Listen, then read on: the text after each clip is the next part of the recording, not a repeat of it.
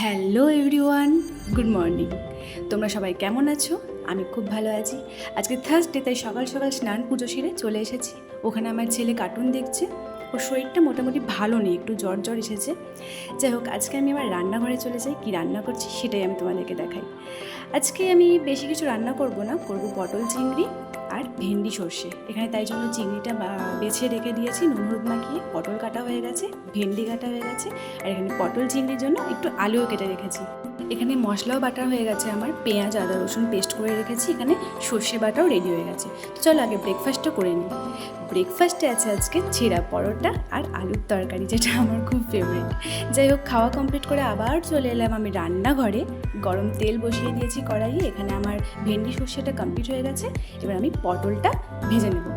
তো পটলটার মধ্যে আমি হালকা হলুদ হালকা লবণ দিয়ে ভালো করে পটলটা ভেজে নেব।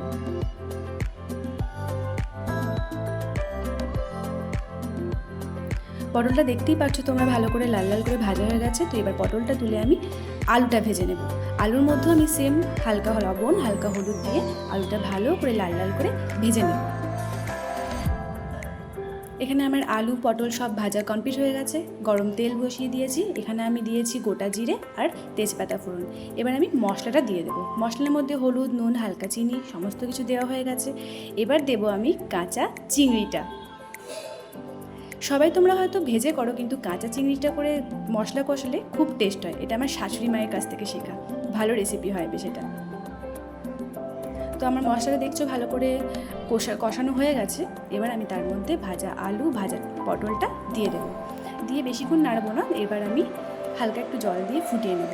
তো দেখছো আমার তরকারিটা ভালোভাবে কমপ্লিট হয়ে গেছে। আমি ওপর দিয়ে একটু গরম মশলা ছিটিয়ে দিলাম।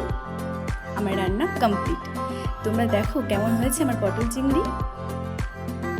রান্না কমপ্লিট করে চলে এলাম ছেলের কাছে। ছেলে এখানে টিভি দেখছে। যাই হোক, আমার ভিডিওটা তোমাদের আজকে কেমন লাগলো জানাতে কিন্তু ভুলবে না। আজকের মতন টাটা।